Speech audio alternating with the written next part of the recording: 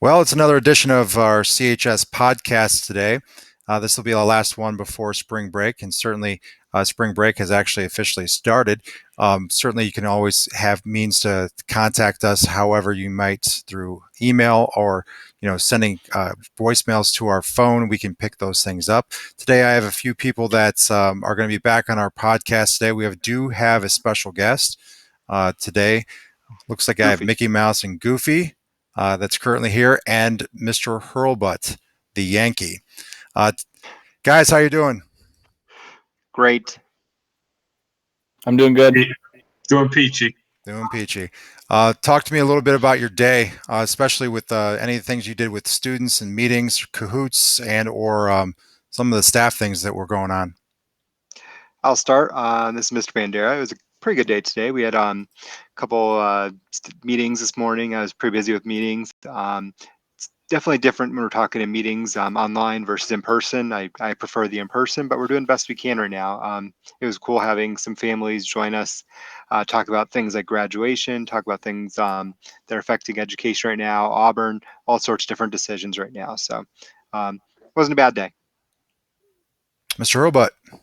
This is Mr. Hurlbut. Hey, my day was good as well. I mean, my days for the last 4 days have been pretty structured. I got kids at home, so a lot of routine with these guys, trying to get them their education, and then kind of working off the Chromebook here. I did 4 or 5 in-person Google Meets so I could actually see people and have some conversation.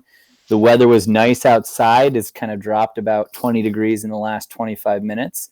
But we got outside a little bit, so trying to be active outside as much as possible within my yard with the kids. I'd like to follow up with Mr. Bandera, give a real quick shout out to Ms. Desicevich and Ms. Jacobs. They were phenomenal today in a couple IEP meetings that we had.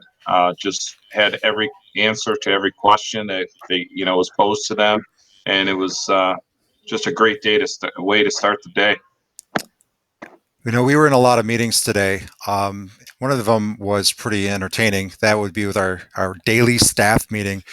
We saw Daniel Boone. We saw a lacrosse helmet, cowboy hats. We saw Mr. Herner looking like Hogan's hero. We had Mickey Mouse and Goofy there. We had Mr. Snyder as Cheesehead. Looked like we had a Care Bear there from Mr. Leekla. Turkey Head from also Jim Britz. And again, Academy Award for Most Creativity goes to Mr. Joe Ritchie, who had a pile of something on top of his head. We'll keep that to ourselves. But that's always good that we're able to connect. And I feel at the high school, we're doing a great job communicating to our students and communicating to our staff members and really communicating to our parents in numerous ways. But there were many things coming out from both the federal and state levels today. So I want some clarity there, and we'll talk more about this in length because it's just like drop news, brand new. First was President Trump talking about testing requirements and what that means for Ohio. Mr. Bandera, can you talk about that just briefly? Sure. So today, probably right around 1 o'clock or so, President Trump was speaking, and President Trump mentioned that state testing we put on hold this year across the country. That comment was made very quickly, very briefly, and states are not quite sure what that means just yet. So we're going to be kind of learning more about that. Ultimately, testing is a state decision. So until we hear from our governor or our state superintendent, we'll kind of hold off on fully announcing that and what our plans are and what that means for our students for graduation, earning those graduation points. So information will be coming out once we get it. We just have not fully understood yet what that announcement by President Trump means today. Right. That's a significant decision that was made from the president. But, I think Mrs. Tasnik would be able to articulate this the best, and the rights that we have towards states and the various jurisdictions that take place through our constitutional laws. Stay tuned on that, but there were some national decisions made, more so updates. And so I'm going to call on Mr. Hurlbut to talk a little bit about the AP email that came in today. Yeah, so this afternoon, AP or College Board kind of released some information in regards to upcoming AP exams, which this does impact about 300 or so of our students that are currently registered for AP courses. I don't have a lot of clarification, but essentially what the email indicated is that College Board will be providing free optional, essentially take at home exams. These are going to be reduced length. They're going to be 45-minute online exams at home. There's going to have a couple different windows of time for students to take them. What this is actually going to look like, I guess we're going to kind of find out a little bit down the road.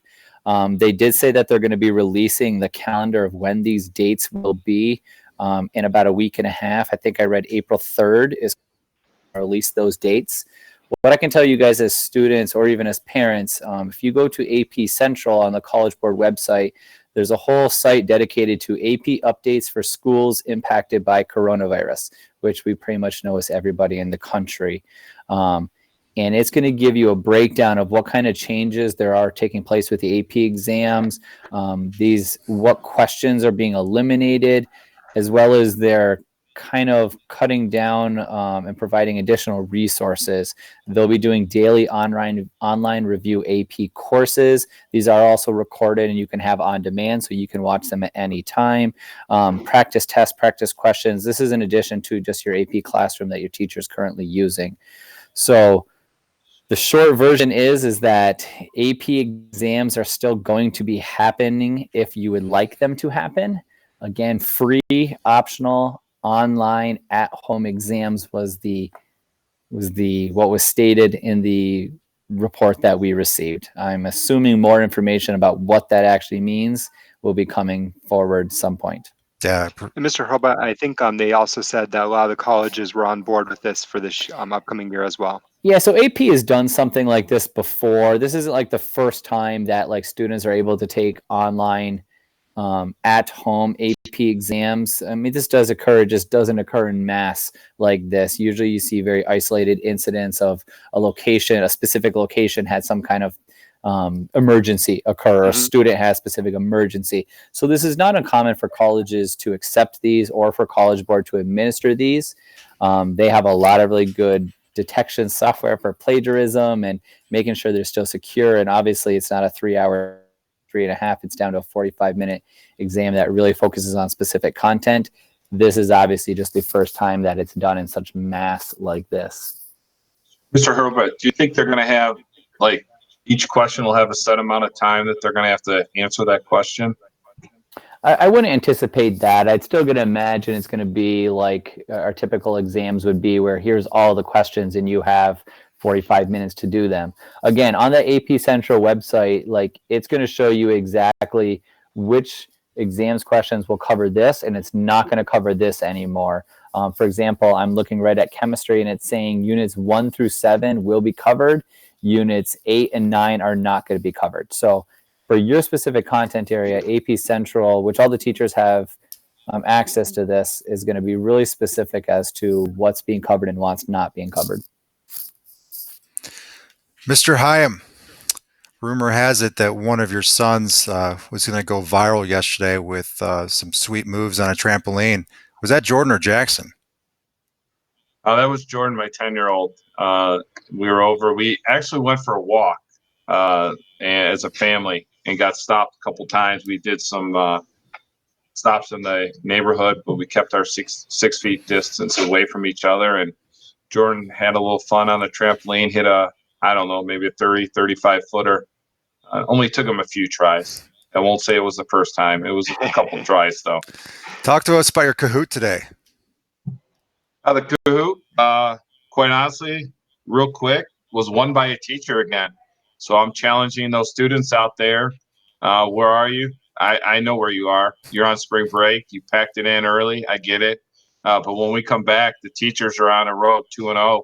I'm not sure. Can the students step up and get a W? We'll see March 30th. So, guys, what are you doing over break? Since Mr. Hyam, your mic is on there, or was on.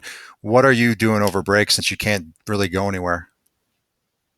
Well, I had some plans, but I was told I can't do those. So we're staying in, probably going to put the feet up and try to relax a little bit. How about you, Mr. Bandera? I think I had plans for Myrtle Beach. I was going to go watch some baseball down in Myrtle Beach. Unfortunately, like a lot of you, that has changed. So I think do some projects around the house, figure out as long as Home Depot stays open, I will be making some trips there. Mr. Hurlbut? Maybe Bed Bath and Beyond. Who knows if Bandera will have enough time. Like everyone else, I was planning on going to Tennessee with the family, which is not happening anymore. So just trying to be active and trying to be structured. One thing I would tell everybody out there is try to have a nice routine, but try to be as active as you can. Get outside if the weather is good. Play in your yard. Play catch with your friends from 6 feet away. Before Mr. Murray closes us out, I threw out a challenge today as kind of a crazy hat day since we've seen a lot of those lately. My challenge for you over spring break is let's make the best of the kind of a bad situation. If you had a trip or something planned over spring break, let's see if you can recreate it and show us your funny pictures of you recreating that trip. So who knows, maybe Mr. Hurlbut will have some country music playing in the background and intended from Tennessee.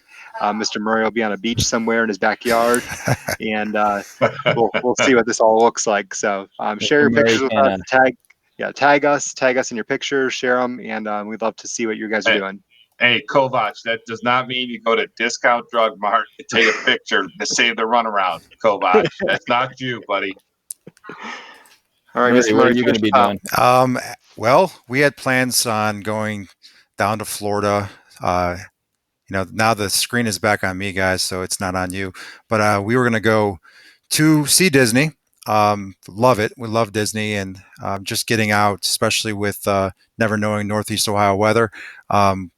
It looks like we're going to be doing a lot of things around the house, which is actually good because between coaching so many different sports, along with the day-to-day operations, like 7 days a week with being principal, I know my wife wants to be able to finish a couple of projects around the house. I know there's tons of yard work to do. I worked at a golf course for 20 years. I think I could dial in my yard once again, so it could, Mr. Hurlbut, you can come over and probably play 9 in a short space. But I want to close with one thing that I was reading about journaling. The thing about everyone is going through is the fact that all of us are basically primary sources to this event. And so writing things down, journaling this, and being able to share this with future generations, your name might be put on some piece of literature that articulates what's going on. So that's it from us, guys. Any final words? Enjoy your break. All right. Later. All right, we'll be back in a week. Take care, guys.